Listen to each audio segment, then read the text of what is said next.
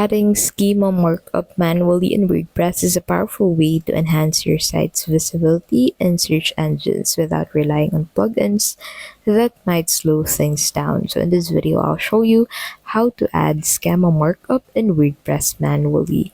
So first, go ahead and choose the right schema type. Decide what kind of structured data fits your content. After that, use a free tool like Merkle Schema Generator to generate a JSON-LD code. So the right schema type is actually very necessary on generating the JSON-LD code. So click on the app that you prefer to use on generating your JSON-LD code, and then once you're on the app, click on this. So you need to select what kind of structured data fits your content, and then this will load, and then under it you'll find this code. So click on that copy icon at the top right of that code, and then head back to WordPress, go to post or pages, and then click on that post or page where you want to insert the code.